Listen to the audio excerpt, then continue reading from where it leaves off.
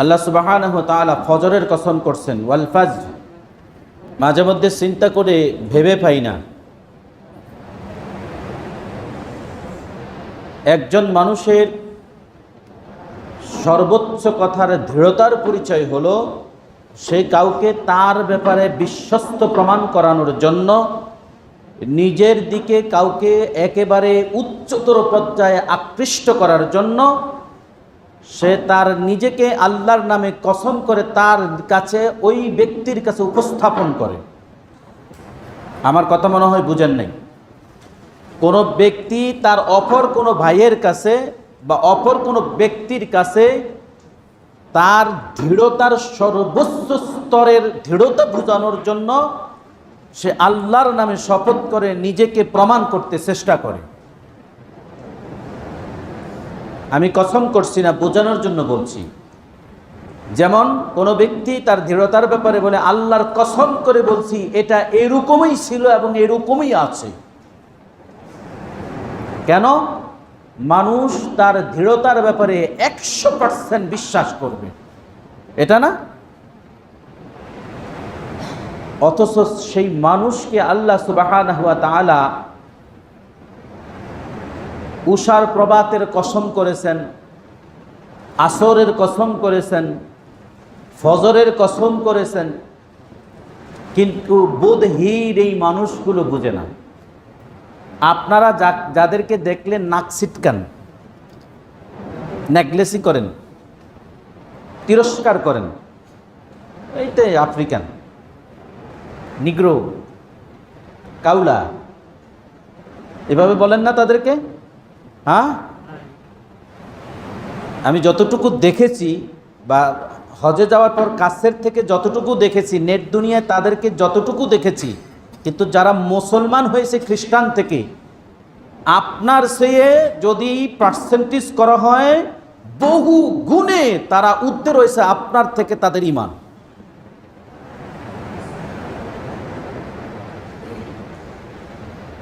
তারা কোরআনকে বুঝে হৃদয় দিয়ে, তারা কোরআনকে বুঝে হৃদয় দিয়ে, তারা রসুলকে বুঝে হৃদয় দিয়ে, রসুলের মহব্বতে যখন, রসুলের শানে যখন পরস্পর তর্কাতর্কি করে, তখন তারা হৃদয় দিয়ে তর্কাতর্কি করে। যাদের মধ্যে কোনো ফিতনা নাই, ফাসাদ নাই, বিতর্ক নাই, বোঝানোর চেষ্টা করে যে আমি রসুলকে এইভাবে ভালোবাসি, আরেকজন বলে না এইভাবে ভালোবাসি, কিন্তু আমার দেশে কি করবে? ফিতনা লাগিয়ে দিবে। এই জন্য তারা কোরআনকে বুঝে এবং রসুলকে বুঝে কলব দিয়ে, হৃদয় দিয়ে, যে কলবের কথা আজকের তাফসিরের আলোচনায় রয়েছে, আপনার কোরবানির সাথে আপনার কলবের সাথে সংশ্লিষ্টতা রয়েছে। আর সেটা কেমন কলব? তাকওয়াল কুলুব। কেমন কলব? আল্লাহ কোরআনে বলছেন তাকওয়াল কুলুব, এমন কলব যে পরহেজগারির দিক থেকে, আল্লাহর ভীতির মধ্য থেকে, পরহেজগারির দিক থেকে সর্বোত্তম তাকওয়ার অধিকারী এমন কলব।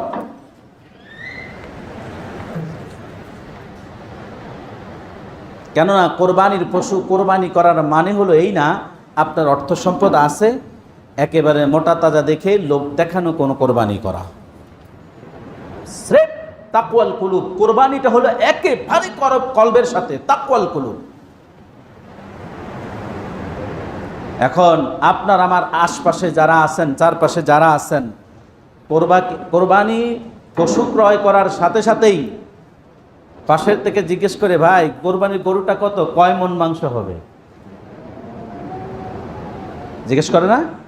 আপনি কি মাংসের জন্য কোরবানি কিনেছেন?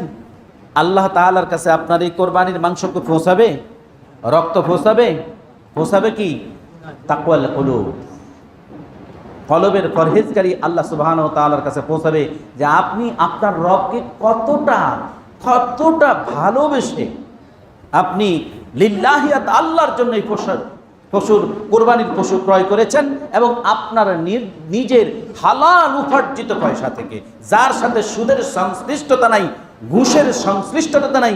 যে কোরবানি আসছে, ঘুষ তো না নিলে আমি কোরবানি করতে পারবো না, এই ঘুষের টাকা দিয়ে কোরবানি করা, এটা তাকওয়াল কুলুবের কোন স্তরের মধ্যেই পড়ে না।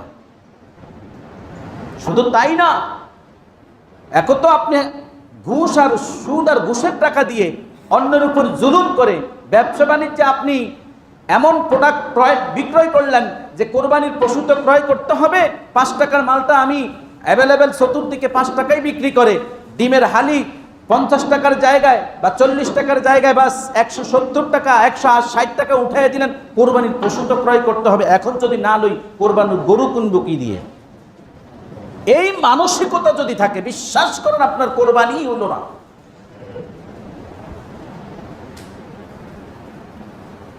যদি এর সংশ্লিষ্ট থাকে আপনার ওই কোরবানি হালাল তো নয়।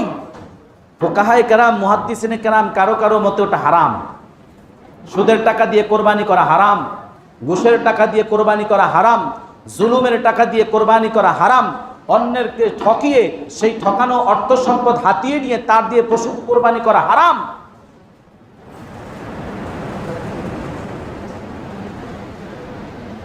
বুঝে আসে নাই? কয়জনের কোরবানি হবে এই ঢাকা সিটিতে? হালাল ইনকাম দিয়ে কয়জন পারবেন কোরবানি দিতে? হালাল ইনকাম দিয়ে একটা বকরি কোরবানি করেন, আপনি নিট প্রফিট বেতন পাচ্ছেন 50,000 টাকা, সেফ আপনি 10 থেকে 15,000 20,000 টাকার মধ্যে একটা খাসি আপনি বরাদ্দ করেন হালাল টাকা দিয়ে। নাম ফুটানোর জন্য আপনার গরু ক্রয় করতে হবে, মহিষ ক্রয় করতে হবে। শরীয়ত এরকম শর্ত আপনার উপর কখনোই চাপিয়ে দেন নাই। রাসূল সাল্লাল্লাহু আলাইহি সাল্লামের জীবদ্দশায় যতদিন তিনি কোরবানি করেছেন তার সামর্থ্যের মধ্যে করেছেন, আর তার সামর্থ্যের মধ্যে ততদিন তিনি কি করেছেন? মেষ, দুম্বা ক্রয় করেছেন এবং কোরবানি করেছেন। উট কোরবানি করেছেন, রাসূলের জিন্দেগিতে নাই। গরু কোরবানি করেছেন, রাসূলের জিন্দেগিতে নাই। মহিষ কোরবানি করেছেন, রাসূলের জিন্দেগিতে নাই। আপনি বুখারী, মুসলিম, তিরমিজি, নাসাই ফিকার কিতাবগুলো ঘাটান, আল্লাহ রাসূলের জীবনীতে একটা উট কোরবানি করেছেন কিংবা একটা গরু কোরবানি করেছে দেখান।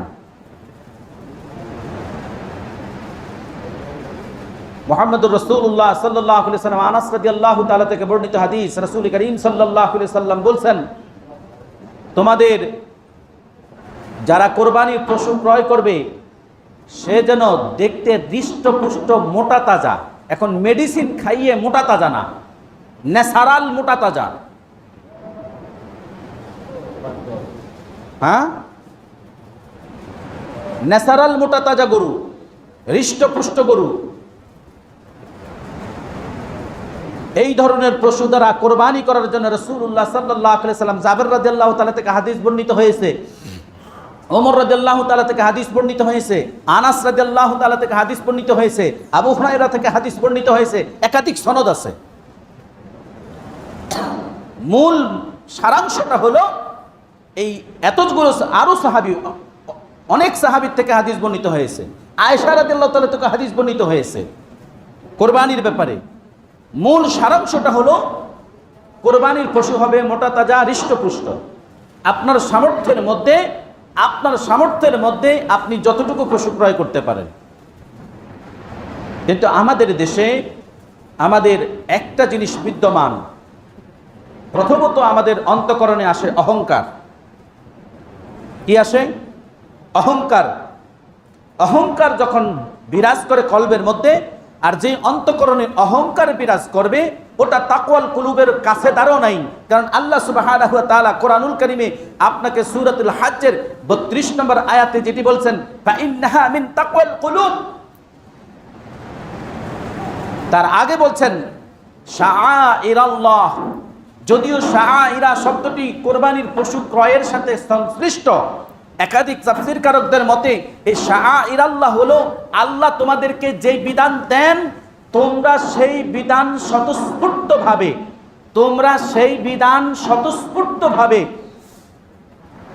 কলব থেকে, দিল থেকে সেটা যেইভাবে তোমাদেরকে আল্লাহ তাআলা বিধান দিয়েছেন তোমরা ঠিক সেইভাবে বিধানকে গ্রহণ করে তোমরা সেইভাবে আমল করাটা, কর্ম করাটাই হলো তোমাদের তাকওয়াল কুলুবের পরিচয়। বুঝে আসে না? এখনো বুঝে আসে না? শাআইরাল্লাহ দুটো তাফসীর। একটা হলো কোন তাফসীর কারক বলছেন যদিও এটি শাআইর হলো চতুষ্পদ জন্তুদেরকে উদ্দেশ্য করা হয়েছে, কোরবানির পশুগুলো চতুষ্পদ জন্তু দিয়ে হয়, দোপায়া জন্তু দিয়ে কোরবানি হয় না। দোপায়া হাঁস, মুরগি এগুলো দিয়ে হয় না, চতুষ্পদ জন্তু শাআইরাল্লাহ। কিন্তু তাফসিরে মাজহারি, তাফসিরে ইবনে কাসির, তাফসিরে তবারিতে আসছে যে এটি হলো আল্লাহ তোমাদেরকে যেই বিধান দেন। তাহলে কি বিধান দিয়েছেন আপনাদেরকে? জানেন তো কি বিধান দিয়েছেন? জানেন নাই? আল্লাহ কোরআন দ্বারা আপনাদেরকে কি কি বিধান দিয়েছেন? আপনি তো ইমানদার মুসলমান, কয়জন জানেন? প্রথমত কি করতে হবে? আমানার রাসূলু বিমা উনজিলা ইলাইহি মির রাব্বিহি ওয়াল মুমিনুন। আপনি রাসূলদের প্রতি ঈমান আনতে হবে এবং রাসূলদের উপর যত কিতাব নাজিল হয়েছে সমস্ত কিতাবের উপর বিশ্বাস রাখতে হবে, ঈমান রাখতে হবে। আর কি, লা নুফাররিকু বাইনা আহাদিম মির রাসূলি, রাসূলদের কারো সাথে কারো কোনো পার্থক্য করা যাবে না। এবং আপনি নিজেই বলছেন, আল্লাহ আপনাকে শিখিয়ে দিচ্ছে লা নুফাররিক, আমরা পার্থক্য করি না। নাটা জমা, ফারাক করি না, পৃথক করি না, আলাদা করি না। লা নুফাররিক, আমরা কোনো পার্থক্য করি না।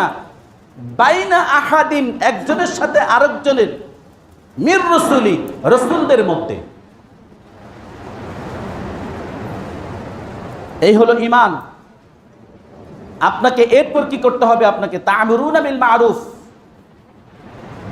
যখন আপনি রাসূলদের সাথে পার্থক্য করেন না, রাসূলদের উপর আনিত কিতাবের উপরে বিশ্বাস করলেন, সমগ্র রাসূলদের উপরে বিশ্বাস করলেন, সেই রাসূলদের মধ্যে মুহাম্মদুর রাসূলুল্লাহ সাল্লাল্লাহু আলাইহি সাল্লামের উপর আনিত কোরআনের প্রতিও বিশ্বাস করলেন এবং এদের মধ্যে, রাসূলদের মধ্যে পারস্পরিক পার্থক্য করলেন না।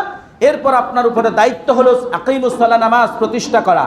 নামাজ প্রতিষ্ঠা করে মসজিদ থেকে বেরিয়ে গিয়েছেন, তা'মুরুনা বিল মা'রুফ, আপনাকে সৎ কাজের আদেশ দিতে হবে। আপনার সামনে বেনামাজি পড়ে গেছে, তাকে আদেশ দিতে হবে সালাতের। আপনার সামনে জেনাকার পড়ে গেছে, তাকে নিষেধ করতে হবে, জেনা করা যাবে না। আপনার সামনে মদখোর পড়ে গেছে, আপনার সামনে ব্যভিচারী পড়ে গেছে, আপনার সামনে মাদকখোর পড়ে গেছে, তাকে বারণ করতে হবে। মাদক খাওয়া যাবে না, নেশা করা যাবে না, তাকে বারণ করতে হবে। তা'মুরুনা বিল মা'রুফ, অন্যায় কাজ করতেছে, একজন আরেকজন প্রতি অন্যায় জুলুম করে মারামারি করতেছে, সেখানে আপনাকে তা'মুরুনা বিল মা'রুফ, সৎ কাজের আদেশ দিতে হবে, তাকে বুঝাতে হবে। হাতে শক্তি থাকলে তাকে বারণ করতে হবে। ওয়া তানহা আনিল ফাহশাই ওয়াল মুনকার, এবং আপনি মন্দ কর্মে তাদেরকে কি করতে হবে?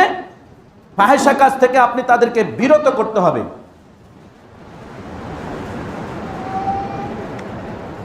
এখন আপনি সেটা করেন?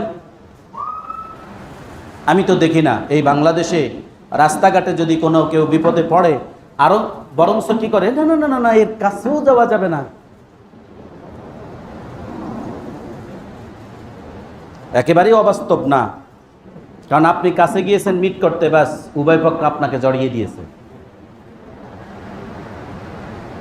কতটা মানুষের ঈমান এবং আমল, কতটা মানুষ তার নৈতিক চরিত্রের পদস্খলন ঘটলে একজন মীমাংসা করতে গিয়ে তার ওই মীমাংসার জায়গায় তাকেই উল্টো ফাঁসিয়ে দেয়। কতটা চরিত্রের পদস্খলন ঘটলে এটা ঘটে। যার কাছে কোরআনের তিলাওয়াত নাই, যার কাছে কোরআনের আমল নাই, যার কাছে রাসূলের চরিত্র নাই, যার কাছে রাসূলের আনুগত্য নাই, সেই তো চরিত্রের সর্বনিম্ন স্তরের পদস্খলন ঘটায় তার প্রতিটা কর্মে, প্রতিটা কথায়, প্রতিটা কাজে, প্রতিটা লেখনীতে।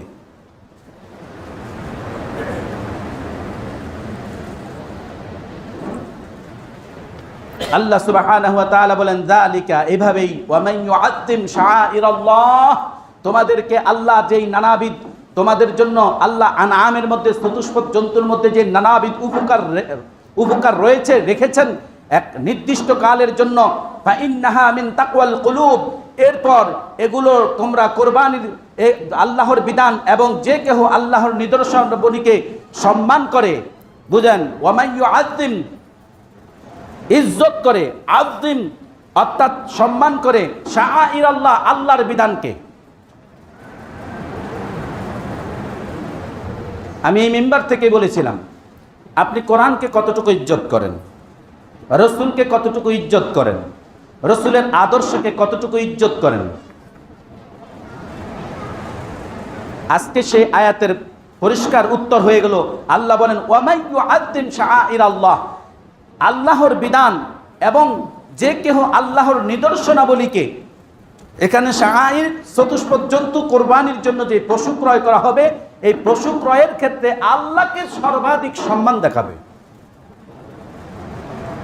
পশু ক্রয়ের ক্ষেত্রে কাকে সম্মান দেখাতে হবে? আল্লাহকে। আর এই সম্মানটার স্তর কোটা?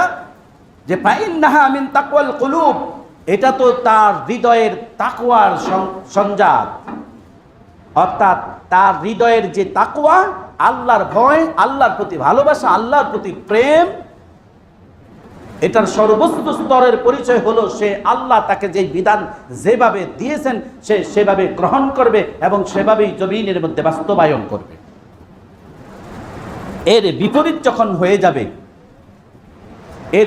যখন হয়ে যাবে, আল্লাহ সুবহানাহু ওয়া তাআলা সে তাকওয়াল কুলুবের কাছে ধারেও যাইতে পারবে না আল্লাহ সুবহানাহু ওয়া তাআলার কাছে।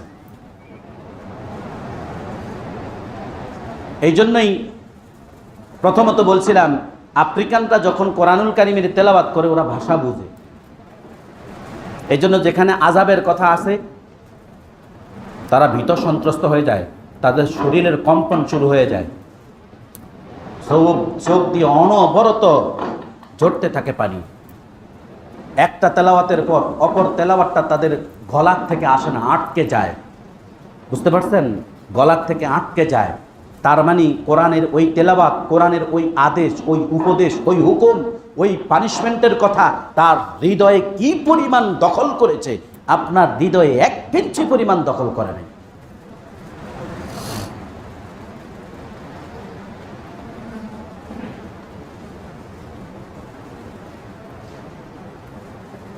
আল্লাহ সুবহানাহু ওয়া তাআলা আমাদের ঈমান ও আমলের সাথে আমাদেরকে মজবুতির সাথে কবুল করুন। সম্মানিত হাজিরিন, কোরবানির পশুর ব্যাপারে, শাআইর আল্লাহর ব্যাপারে হযরতে নবী করিম সাল্লাল্লাহু আলাইহি সাল্লাম আবু হুরায়রা কর্তৃক বর্ণিত হাদিসের মধ্যে আসছে, নবীজি সাল্লাল্লাহু আলাইহি সাল্লাম বলেছেন, তোমাদের মধ্যে যারা কোরবানির পশু ক্রয় করবে সে যেন কান কাটা, কান ছিদ্র, লম্বালম্বিভাবে কান কাটা পশু কোরবানি না করে, নিষেধ করা হয়েছে। 1 নাম্বার, শিং ভাঙ্গা পশু কোরবানি করা যাবে না। শিং ভাঙ্গা পশু কোরবানি করা যাবে না।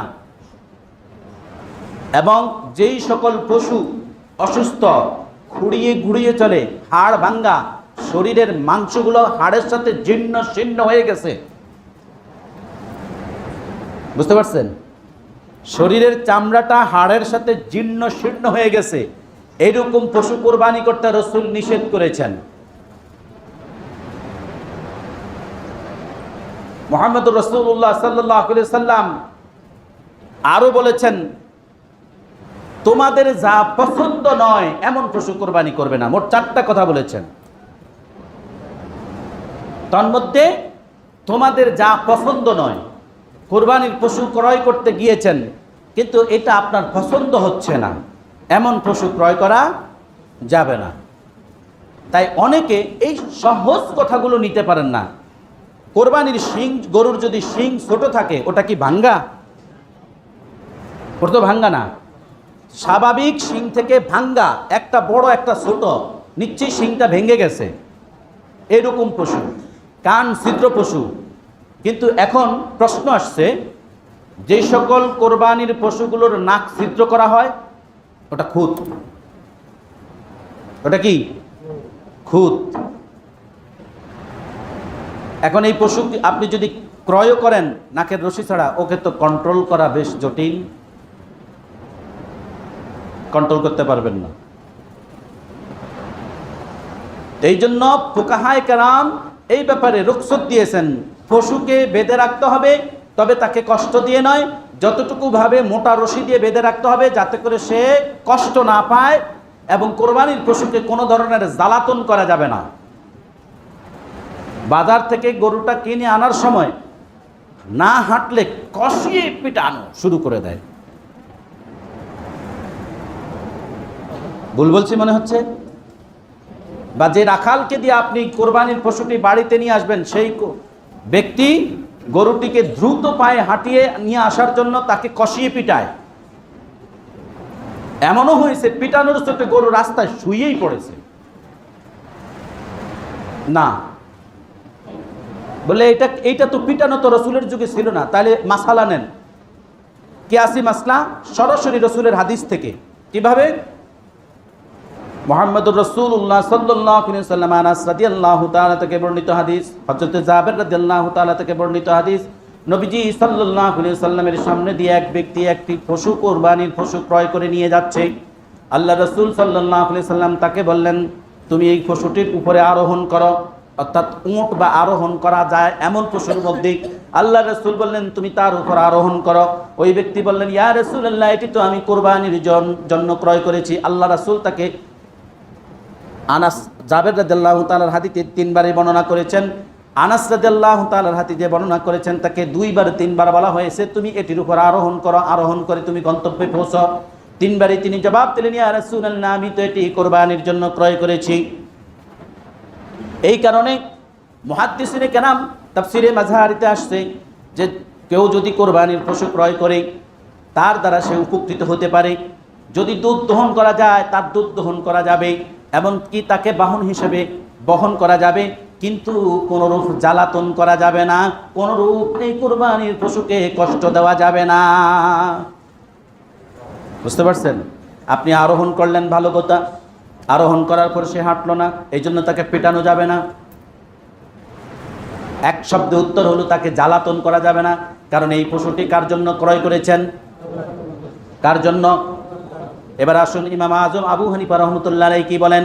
ইমাম আজম আবু হানিফা রাহমাতুল্লাহ আলাইহি এবং ফুকাহায়ে কেরাম বলেন, কুরবানির পশুকে কোনো ব্যক্তিগত কাজে ব্যয় করা, তাকে ব্যবহার করা যাবে না। কেননা এটি লিল্লাহিয়াত, আল্লাহর জন্য ক্রয় করা হয়েছে, তাই এটির কোনো কিছুই নিজের জন্য ব্যবহার করা যাবে না। যদিও এখানে একটু প্রশ্নবিদ্ধ, ওই মাসালার মধ্যে বলা হয়েছে তার কোনো কিছুই নিজের জন্য ব্যবহার করা যাবে না, একটু খটকা, কিন্তু তার মাংসকে ব্যবহার করা যাবে না, কিন্তু ওখানে এই মাসালাটা বলা নাই। বলা আছে তার কোনো কিছুই নিজের জন্য ব্যবহার করা যাবে না, কিন্তু এই কথা বলা নাই তার মাংস ব্যবহার করা যাবে কিনা। আবার পরবর্তী নিচের অংশের মধ্যে আবার ব্যাখ্যা দেওয়া হয়েছে, হ্যাঁ, বিশেষ প্রয়োজনে হলে তাকে ব্যবহার করা যেতে পারে। তাহলে এই মাসালাটা কিন্তু একটু দ্বিধাদ্বন্দ্ব। কিন্তু কোরআন নাজিল হয়েছে কার উপর? কার উপর বলেন? কার উপর কোরআন নাজিল হয়েছে?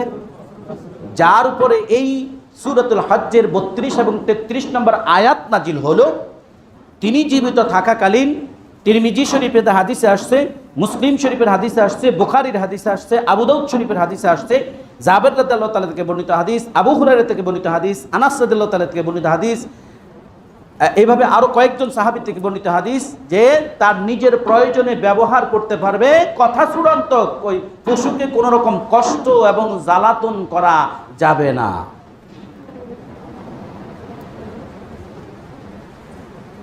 এই জন্য কোরবানির পশু হৃষ্টপুষ্ট দেখে ক্রয় করতে হবে। কেননা নবীজি সাল্লাল্লাহু আলাইহি ওয়াসাল্লাম হৃষ্টপুষ্ট 2টি মেষ শাবক, যার শিংগুলো বড় ছিল।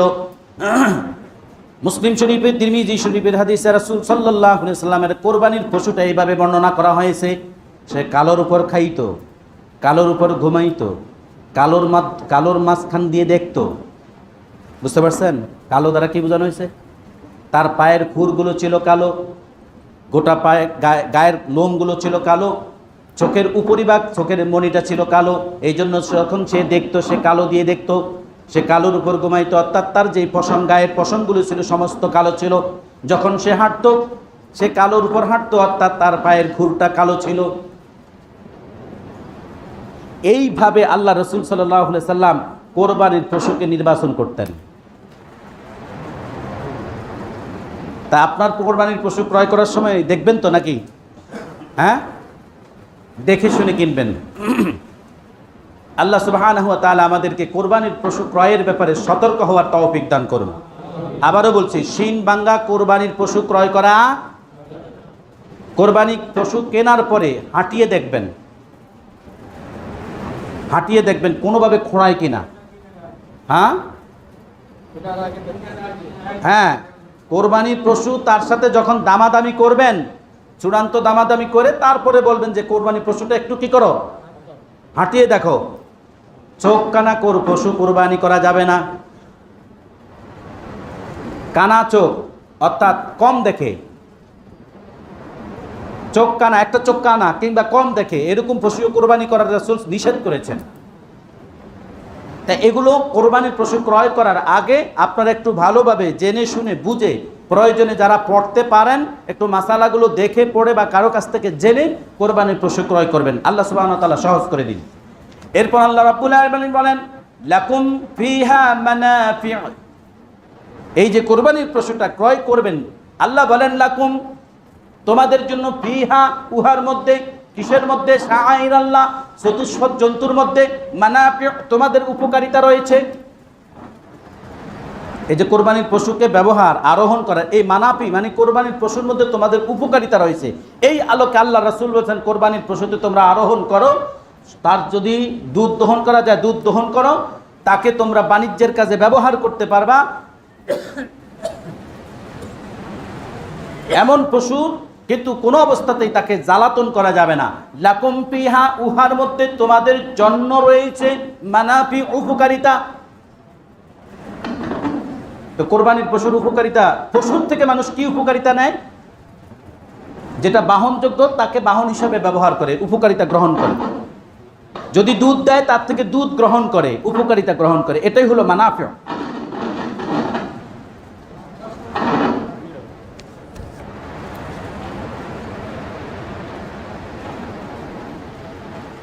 ইলা আজালিম মুসাম্মা, নির্দিষ্ট সময় পর্যন্ত, নির্দিষ্ট কাল পর্যন্ত।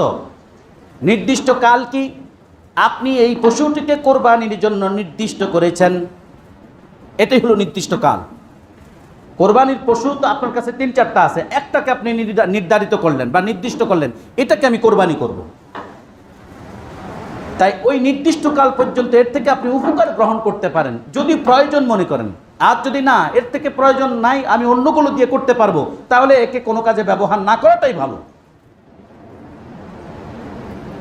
সম্মানিত হাজিরিন, এরপর আল্লাহ সুবহানাহু ওয়া তাআলা বলেন সুম্মা মাহিল্লুহা ইলাল বাইতিল আতীক, এবং এটিকে প্রেরণ করবে প্রাচীন গৃহের নিকটে। প্রাচীন গৃহ কাকে বোঝানো হয়েছে? বাইতুল্লাহ। বাইতুল আতীক হলো প্রাচীন গৃহ, হলো বাইতুল্লাহ। এবং সেটিকে তোমরা বাইতুল্লাহে প্রেরণ করবে। পরবর্তীতে যদি এটার ব্যাখ্যা পরে আসছে যে মক্কার আশপাশ এবং বাইতুল্লাহর আশপাশ, বিশেষ করে হাজিদের জন্য নির্ধারিত মিনা, হাজিদের জন্য নির্ধারিত কোথায়? মিনায়। হাজিরা এই বাইতুল আতীক কাবার নিকটে তাদের পশু পাঠিয়ে দিয়ে যেখানে সেখানে কোরবানি করতে পারবে না, হাজিরা পারবে না। হাজিদের জন্য নির্ধারিত জায়গা হলো মিনায়, তাদের কোরবানির পশু জবাই করবে।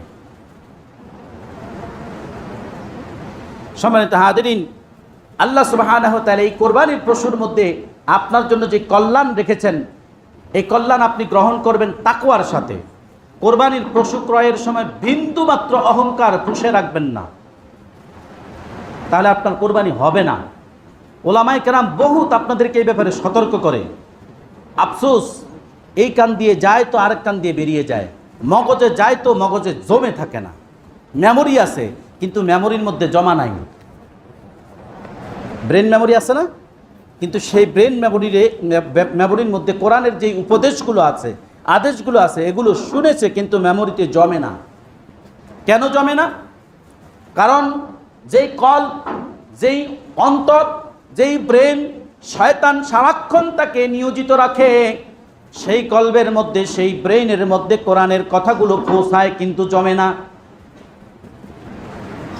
সালাত যখন আদায় করে, সালাতের মধ্যে যখন পড়ে আলহামদুলিল্লাহি রাব্বিল আলামিন, তার রবকে তার প্রশংসা করতেছেন, তার রবের দিকে সে রুজু হইতে পারে না এখন পর্যন্ত, যে আমি তো এইমাত্র রবের সাথে কথা বলছি। আর রহমানির রহিম, আমি তো রবের সিফাত গুণবাচক নামের গুণ বর্ণনা করতেছি, অতএব আমি তো আমার রবের সাথে কথা বলছি। মালিক ইয়াউমিদ্দিন, আমি তো আমার রবকে স্বীকৃতি দিয়ে বলছি মালিক, কিয়ামতের দিবসে একমাত্র মালিক আপনি, অধিপতি আপনি, আমি তো মালিকের সাথে কথা বলছি। এরপর মালিকের কাছে আমার আরজিগুলো পেশ করছি, ইয়াকা না'বুদু ওয়া ইয়াকা নাস্তাঈন। এভাবে আপনি কখনোই চিন্তা করে কোরআন তেলাওয়াত করে আপনি সালাত আদায় করতে পারেন নাই, যার জন্য কোরআনের এই কলবের মধ্যে আপনার কোরআন জায়গা পায় নাই, অন্তরের মধ্যে ব্রেইনের মধ্যে আপনার কোরআনের জায়গা হয় নাই, যার কারণে আমরা বিভ্রান্ত হই। তাকওয়াল কুলুবের আরেকটি পরিচয় হলো যে আল্লাহ সুবহানাহু ওয়া তাআলার যে ভীতি, এই ভীতি সে সারাক্ষণ কি করবে, নফসের মধ্যে জায়গা করবে। এই নফসই কিন্তু তাকওয়ার ব্যাপারে আল্লাহর দিকে রুজু হবে। আবার এই নফসই কিন্তু আপনার ফুসুক, ফাহেশা কাজ, ফুসুক, নেপাক, এই নেপাকের দিকে দাবিত হবে এই একটা কলবে।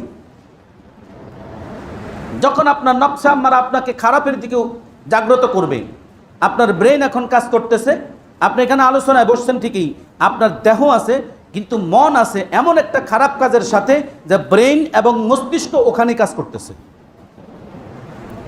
যেমন সলাতের মধ্যে যখন আপনি নামাজ পড়তে দাঁড়ান, তেলাওয়াত করেন, কিন্তু আপনার ব্রেন কাজ করতেছে আমি তো ব্যবসায়ী, কিভাবে এই মালটা গোডাউন থেকে নেওয়া যায় এবং বিক্রি করা যায়, 5 টাকারটা 10 টাকা বিক্রি করলে কেমন হবে, আপনার রাতে এইটাই খেলতেছে। আল্লাহ সুবহানাহু ওয়া তাআলার পক্ষ থেকে ওই আওয়াজ আপনি পান না। তাফসীরের মধ্যে রয়েছে আল্লাহ তাআলা তখন ওই বান্দাকে বলে, তুমি আমার চেয়ে উত্তম কিছু পেয়ে গেছো, তাই তুমি ওটা নিয়েই ব্যস্ত আছো। আস্তাগফিরুল্লাহ। আল্লাহ তখন আপনাকে বলে তুমি আমার চেয়ে, আচ্ছা আল্লাহর চেয়ে উত্তম কি হতে পারে জমিনের মধ্যে? আল্লাহ তখন আপনাকে বলে তুমি আমার চেয়ে উত্তম কিছু পেয়ে গেছো, তাই তুমি ওই দিকেই তোমার মনকে নিয়োজিত করেছো এবং ওটা নিয়েই তুমি ব্যস্ত আছো। বুঝে আসে? হযরতে আলী কাররামাল্লাহু ওয়াজহু পায়ের মধ্যে তীর বিঁধেছিল, সাহাবায়ে কেরাম খুলতে গিয়েছেন, পারেন নাই, এটা তো জানেন আপনারা অনেকেই। তখন কি বলেছিলেন? তোমরা এখন আমার তীর খুলতে পারবে না, আমি যখন সালাতে দাঁড়াবো তখন তোমরা আমার তীর খুলবে। পারবেন সেই ইমানদার হতে? একটা হাদিস তো আসছে, আল মারউ মাআ মান আহাব্বা ইয়াউমাল কিয়ামা। দুনিয়াতে যে যার সাথে মহব্বত রাখবে, সম্পর্ক রাখবে, তার সাথে তার হাসর নাসর হবে। এখন আলী রাদিয়াল্লাহু তাআলার সাথে যদি এই সালাতের ব্যাপারে যে আমার তীর খুলে নিবে আমি টের পাবো না, কারণ আমি তো আমার রবের সাথে মজে গেছি। আমি আমার রবের সাথে কি হয়ে গেছি? মজে গেছি আমার রবের সাথে। হাল এখন আমার রবের সাথে, চিন্তার জগৎ এখন রবের সাথে, মস্তিষ্কের জগৎ এখন আমার রবের সাথে, আমার জিহ্বার আওড়ানি যা কিছু আছে আমার রবের সাথে, তাসবিহগুলো পড়তেছি রবের সাথে, তেলাওয়াত করতেছি রবের সাথে, কথা বলছি। কেননা রাসূল বলেছেন তোমাদের মধ্যে যে ব্যক্তি কোরআনুল কারীমের তেলাওয়াত করে সে সরাসরি আল্লাহর সাথে কথা বলে। তার মানে কি সালাতের মধ্যে যখন আপনি সূরাগুলো পড়েন কার সাথে কথা বলেন? এমনিতে যখন আপনি সালাত ছাড়া যখন আপনি কোরআনুল কারীমের তেলাওয়াত করেন তখন কার সাথে কথা বলেন? রাসূলের হাদিসগুলো যে পড়াশোনা করে সেজন্য রাসূলের সাথে সরাসরি সামনাসামনি কথা বলল। দুনিয়ার বিভিন্ন পড়ালেখার পিএইচডির জন্য তো ব্যস্ত হয়ে পড়েন, পত্রিকা না দিলে তো পত্রিকাওয়ালাকে খেপে রেগে মেগে পরের দিন, হ্যাঁ আজকে পেপারটা দিয়ে গেল না, কালকে আসলে বেটাকে ধরবো। হ্যাঁ, কিন্তু ওই বেটাকে ধরার আগে আপনি নিজের বেটাকে নিজে ধরতে পারলেন না। আর আমি বেটা তো এখন পর্যন্ত কোরআনের একটা আয়াত পড়লাম না,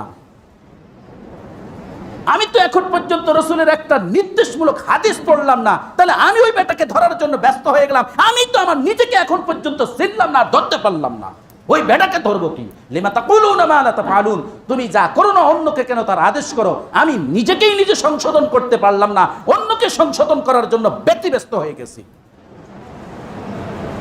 নিজের নফসকে এখন পর্যন্ত সংশোধন করতে পারলাম না, হারাম থেকে বাঁচানোর জন্য নিজের নফসকে এখন পর্যন্ত বাঁচাতে পারলাম না, শয়তানি ওয়াসওয়াসার জন্য নিজের নফসকে এখন পর্যন্ত বাঁচাতে পারলাম না, নিজের হালাল আর হারামের পার্থক্যের ব্যাপারে আমি অন্যের দোষ ত্রুটি ধরার জন্য, অন্যের খবরদারি করার জন্য ব্যস্ত হয়ে পড়েছি।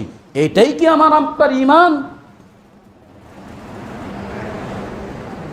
যে ঈমান আপনাকে আল্লাহর রবের সাথে আপনাকে মিলিয়ে দিবে, যে ঈমানের স্তর আল্লাহর সাথে মিলিয়ে দিয়ে, যে ঈমানের স্তর আপনি এখানে থাকবেন জীবিত অবস্থায় জান্নাতের দরজা, জান্নাত দেখবেন। ঈমান তো ওই শাখা, ঈমান তো ওই আলো, ঈমান তো ওই নূর যেটা আপনাকে দুনিয়ার জগৎ থেকে জান্নাত দেখিয়ে দিবে। সুবহানাল্লাহি ওয়া বিহামদিহি। আপনি ওই ঈমানের স্তরে কেন এখনো পৌঁছাতে পারলেন না? এই জন্য আল্লাহ তাআলার তাকওয়ার খুলুসিয়াত যাদের ভিতরে আছে, খুলুসিয়াত যাদের ভিতরে আছে, একনিষ্ঠ খুলুসিয়াত যাদের ভিতরে আছে, তাকওয়াল কুলুব যাদের ভিতরে আছে, তারা জমিনে থাকতেই আল্লাহর সাথে যখন তাদের পরহেজগারির একটা স্তর মিলিত হয়ে যায়, আল্লাহ ওই বান্দাদেরকে জমিনের মধ্যে থাকতেই তাদের জান্নাতের ঠিকানাটা দেখিয়ে দেন, তাদেরকে আল্লাহর রসুলকে স্বপ্নযুগে দেখিয়ে দেন।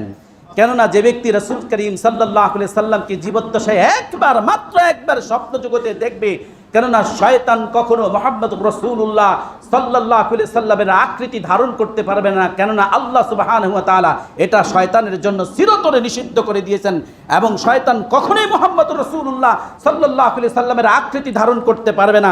মুহাম্মদ রাসূলুল্লাহ সাল্লাল্লাহু আলাইহি সাল্লামকে যে ব্যক্তি একবার জীবদ্দশায় স্বপ্নে দেখবে, জেনে রাখুন আপনি কিয়ামতে তার জন্য জাহান্নামের আগুন নিষিদ্ধ করে দেওয়া হবে।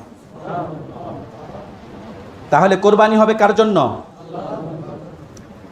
কোনো নাম ডাক দেখানোর জন্য না, গরুর মাংস খাওয়ার জন্য না। হ্যাঁ, মাংস হালাল খাবো, কিন্তু আমি মাংসের জন্যই পশু করব, এই মানসিকতা থেকে বেরিয়ে আসতে হবে। অহংকার, আমি অমুকের চেয়ে বড় গরুটা কিনেছি, আমি জিতে গেছি, অমুকে ঠকেছেন, নেবার কখনোই না। এই মন্তব্য অন্তরে জায়গা দিবেন না। যদি কেউ বলেও বলবেন ভাই আল্লাহর জন্য করেছে, আল্লাহ আমার রিজকের যেটা রেখেছেন আমি এটা পেয়েছি। আনসার কি হবে? ভাই আমি আল্লাহর জন্য ক্রয় করেছি, আমার রিজকে আল্লাহ যেটা রেখেছেন আমি এটা পেয়েছি, আলহামদুলিল্লাহ।